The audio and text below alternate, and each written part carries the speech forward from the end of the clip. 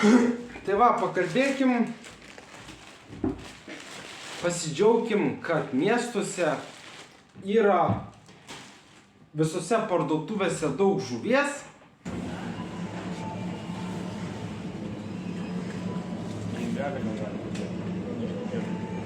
Visokios žuvies. Pavyzdžiui, lydekų, Norfoj pilna lydekų, kurios yra dedamos ir dedamos į vitrinas, ane? Silkės tai iš viso rasi bet kurioje parduotuvėje, nuo pačių mažiausių iki pačių didžiausių. Bet supranti, va kokia didelė žuvis, va kokia jinai didelė. Ir šiuo metu Lietuvoje yra spalio 30 diena. Galit pažiūrėti, kaip šviesu lauke.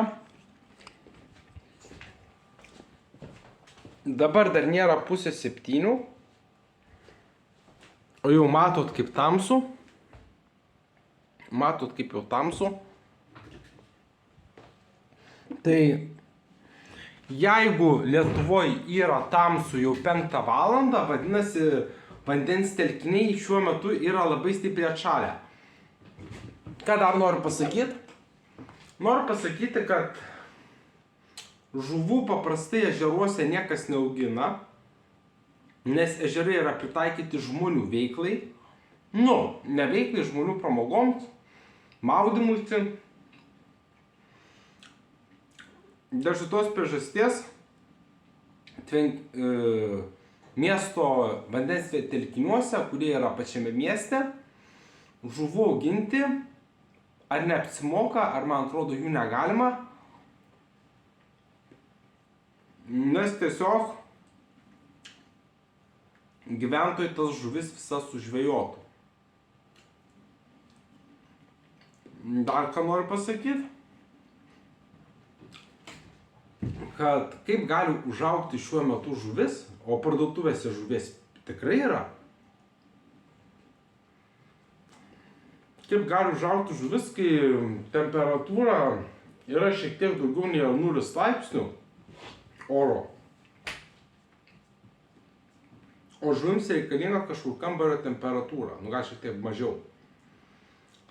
Tai dėl šitos priežasties aš manau,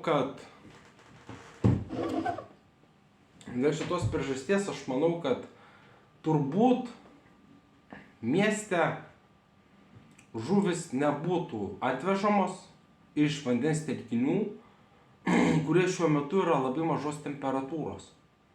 Žuvis negali augti prie 0 laipsnių temperatūros. Turiu omeny, žuvų išaugtų labai mažai. Ir taip girdėjau apie poledinę žvejybą, kad yra iš ekečių traukiamos žuvis. Bet apskritai, šiuo metu vandens telkiniai visame mieste, kurie yra miesto teritorijoje, yra apleisti ir ten niekas žuvų neaugina. Žuvis gali būti auginamos tik tai tuose vandens telkiniuose, kurie yra su leidimu ten auginti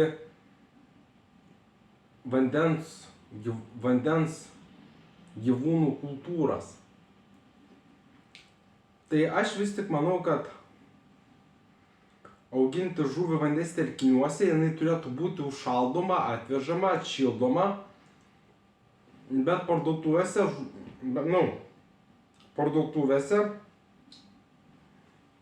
visos žuvys yra pakankamai šviežios. Dėl šitos priežasties aš manau, kad iš jūros niekas silkių nevežtų. Dėl to, kad jūra yra labai toli. Čia tas pats kaip nuo Klaipėdos vežti žuvį iki Maskvos. Suprantate? Silkės ir žuvį reikėtų užšaldyti, nes jinai labai greitai genda. Bet parduotuvėse žuvis yra šviežia. Ir šiaip sakau, ne tik šviežia. Pavyzdžiui, silkių rasi bet kokioje parduotuvėje. Nuo pačių mažiausių iki pačių didžiausių.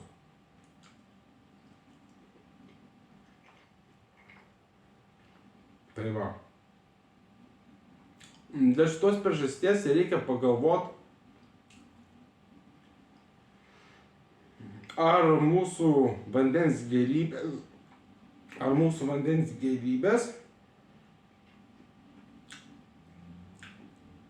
iš kur yra vandens gėrybės parduotuvėse.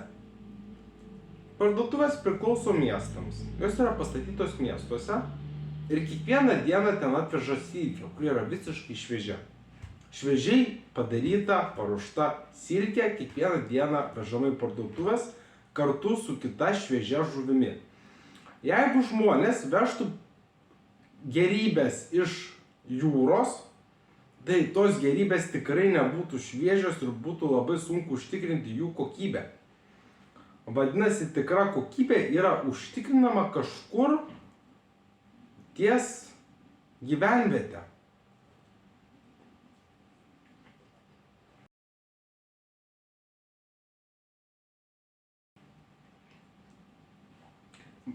Aš tikrai manau, kad silkės paskirstyti po Lietuvos miestus būtų labai sudėtinga, nes tai nėra šviežia žuvis, kuri yra nuo jūros. O tuo tarpu visos Lietuvos parduotuvės prekiauja šviežia produkcija. Ar tai būtų mėsa, ar tai būtų žuvis, viskas ten turi būti šviežia, kitaip bus draudžiama ją prekiauti. Tai dėl šitos priežasties aš manau, kad ir šiaip silkės parduotuvėse yra labai didelis pasirinkimas.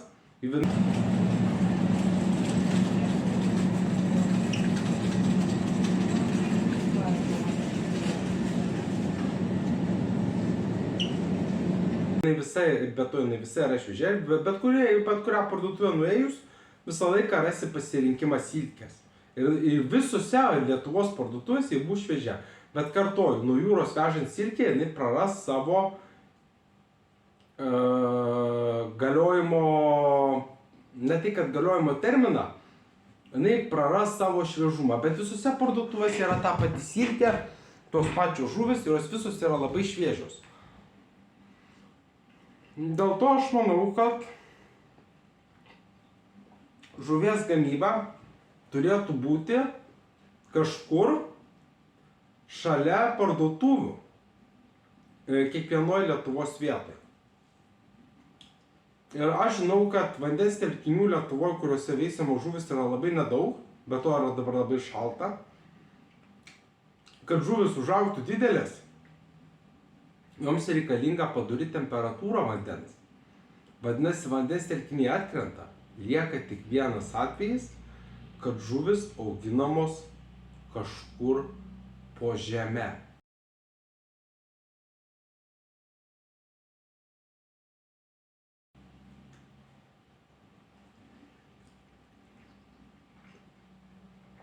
Ir jeigu jos užauga po žeme, reikia panagrinėti, iš kur ten gaunamo vandens. Tai va. Taigi, po žeme yra kažkokie tai ten negyslos, bet žodžiu, ten tas, po žeme yra didelis, požemis yra didelis vandens šaltinis, ne tai, kad jame yra vandens, bet tai, kad jame vanduo kaupiasi. Susikaupus vandeniui po žeme, jame yra prileidžiamas smailius, arba tas smailius gali būti gaunamas tiesiai iš požemio. Aš noriu pasakyti, kad po žeme vanduo yra gaunamas tiesiog iš oro arba iš erdvės ir tame vandenyje greitai veisiasi žuvis tiesiog išdalinantis ląstelėms. Ten, kur yra ertmė, ten yra vandens, vandenyje labai greitai sintezuojasi ląstelės, atsiranda ląstelės, tos ląstelės dalinasi ir auga žuvis. Taip pat kaip ir silkės, kaip ir kitos žuvis, jos užauga su labai mažom maisto sąnaudom, arba tų maisto sąnaudų ten beveik nėra. Tiesiog žuvis auga po žeme, besidalinant ląstelėms,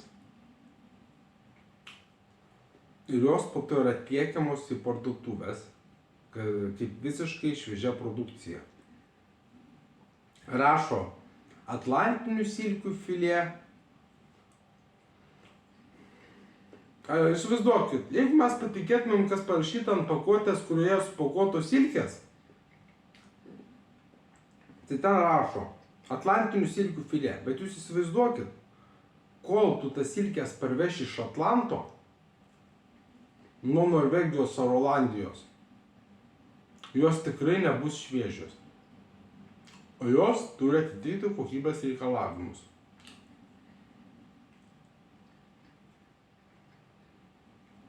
Tai vadinasi, kokybės reikalavimus atitinka, matot, koks čia didelis. Tai vadinasi, kokybės reikalavimus atitinkančios žuvis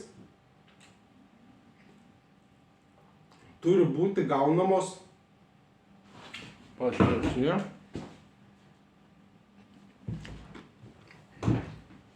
kokybės reikalavimus atitinkančios žuvis turėtų būti auginamos ten, kur šilta ir ten, kur yra švarus vanduo. Švarus vanduo yra tik ten, kur yra požeminiai gręžiniai. Tai reiškia, kad žuvis negali augti prūduose, kuriuose dabar yra labai šalta. Jos negali augti Baltijos jūroje, kuri dabar yra dar šaltesnė. Ir jos tikrai negali būti gaunamos iš Atlanto. Nes jos tiesiog netitiks reikalavimų, šviežumo reikalavimų. Ir pažiūrėkit, kokia ši didelė lydeka, jūs pasižiūrėkit, kokia jinai didelė. Jeigu lydekos būtų dabar auginamos Lietuvoje, tai jos būtų daug mažesnės. Lydekos auga ten, kur yra didžiausias ir švariausias Lietuvos telkinys, tai yra po žeme. Žuvis auga ten, kurios turi daugiausia vietos, tai yra po žeme. Arba ten, kur yra joms palankiausia terpė. Tai yra požemio ertmės, kuriuose vanduo kondensuojasi nepriklausomai nuo žmonių veiklos. Tiksliau, ten vanduo kondensuojasi toks pat, kuris yra tiekiamas į mūsų daugiabučius, tai yra visiškai švarus vanduo. Vadinasi, mūsų daugiabučiuose esantis vanduo yra naudojamas auginant žuvis, kurios yra įterpiamos kaip mailius ir paskui užauga iki, matot, kokio dydžio. Taip ir su silkėm. Iš Atlanto silkių tu neparsiveši. Vadinasi, silkės yra gaunamos irgi vietoj, ne Baltijos jūroje, nes jos tikrai nebūtų šviežios. Tai yra tas pats kaip nuo Klaipėdos iki Maskvos vežti žuvis, taigi jos supūtų. Arba reikėtų nepaprastai galingų šaldymo kamerų. Tai kam taip verta, jeigu žmonės atrado būdą užauginti žuvis ertmėse, kurios yra po gamyklom arba tam tikrose teritorijose. Pavyzdžiui, prie upės ar kažkur kitur. Suprantate? Dėl šitos priežasties aš manau, kad dauguma mūsų žuvų ir visų jūros gėrybių, taip pat ir jūros kopūstų yra auginama ten, kur veisiamos žuvys, tai yra po žeme. Ir labai didelis pasirinkimas mūsų valstybėje yra silkių. Silkių rasi bet kurioje parduotuvėje, ar nuo pačių mažiausių iki pačių didžiausių. Tai jeigu silkės iš tikrųjų būtų vežamos, visų pirma, silkės dar reikia pagauti. Supranti? Nėra taip, kad tu silkę paėmė ir veži. Jas reikia pagauti, o žuvis ne visą laiką kimba. Jas reikia sugaudyti tinklais ar kaip ir paskui rūšiuoti, paskui apdoroti, tada jas vežti ir jos tikrai nebūtų šviežios. Jas reikėtų užšaldyti, o tokiu metu žuvis praranda savo kokybę. Užšaldant žuvį, jinai praranda savo kokybę. Ir kad žuvis būtų šviežiai, jinai turi būti tiekiama tiesiai iš ertmės. Jinai turi būti tiesiai iš gamintojo tiekiama. Gamintojai augina žuvis po žemę. Nes kitaip žuvis nebūtų šviežios ir jos būtų labai mažos.